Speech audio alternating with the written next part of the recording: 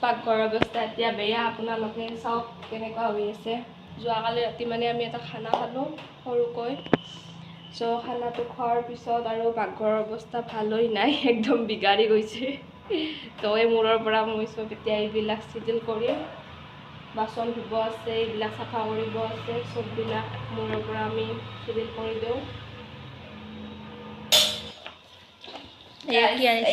Surf গুলি লৈছোঁ চাৰ্ফেদি এতিয়া এইবোৰ মুচি দিম মানে ৰাতি মাছ আৰু মাংস আনিছিল চ' মাছৰ আৰু মাংসৰ গন্ধবোৰ থাকে সেইকাৰণে চাৰ্ফেদি ধুনীয়াকৈ মুচি ধুই পেলাম নহ'লে ভাল নালাগে ন আহক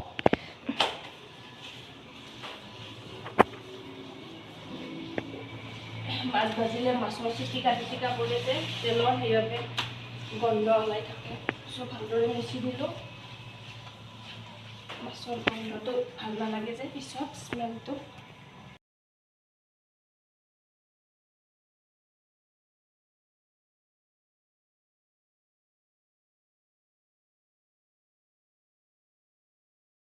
গাইছ সিমুৰটো হৈ গ'ল এতিয়া বাচনখিনি পালে থৈ এই ফালটো মুচি দিম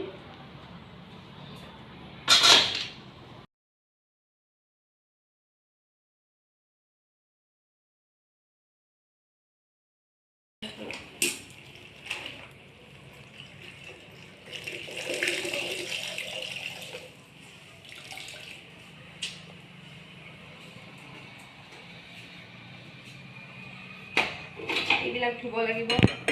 বাচনৰ লগত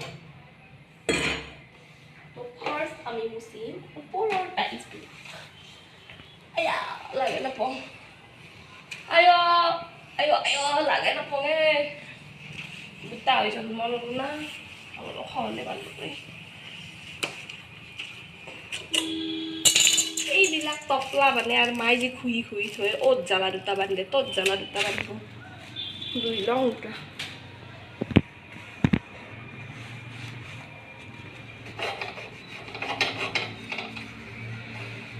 এইকেইটা ধুই দিয়া ভাল নেকি ন এইকেইটা ভালকৈ ধুই দিম অলপ তেলীয়া হৈ গৈছে বহুতো টপৰ আছে এতিয়া চাহ কৰা গৈছে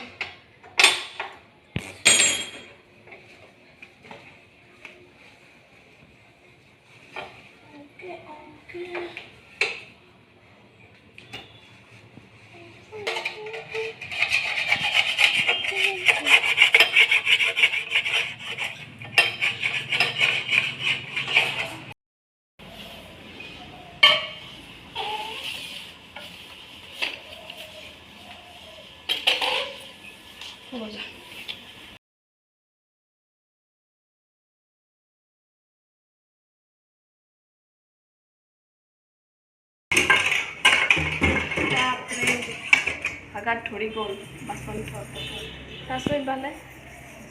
দেখুৱা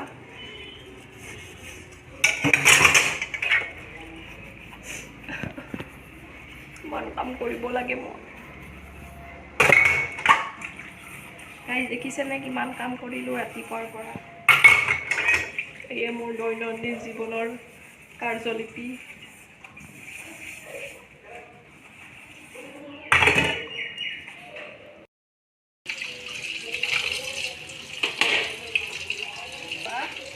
সেইফালে দেখাচোন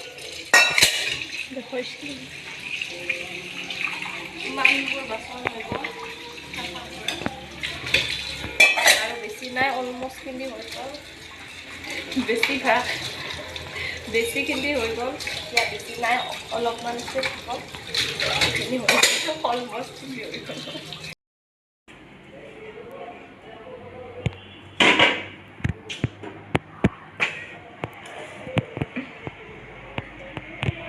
তেনেহ'লে ফ্ৰেণ্ডছ এয়া চাব পাৰে মোৰ পাকঘৰৰ গোটেইখিনি এতিয়া চাফাই কৰ্ম হৈ গ'ল এতিয়া আৰু কি কাম আছে চাব ব'লকচোন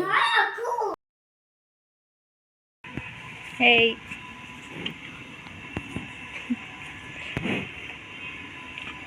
কামবিলাক সকলোবোৰ হৈ গ'ল সাৰা পোছা মোচা কাচা আৰু গোটেই বাচনখিনি মোৰ ধোৱা হ'ল এতিয়া গৰুক দানা দিব যাওঁ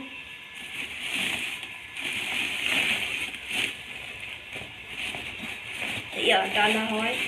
চাপৰ চাপৰ দানা হয় চাপৰ দিম।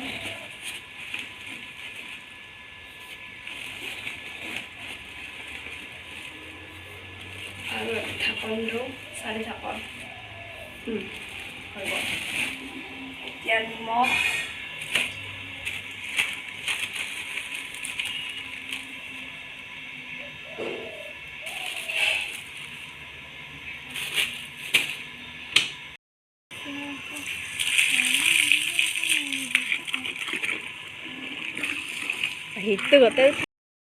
আৰু এতিয়া দানাখিনি মই গুলি ল'লোঁ। এতিয়া দানাখিনি গৰুক দিম খাবলৈ, আৰু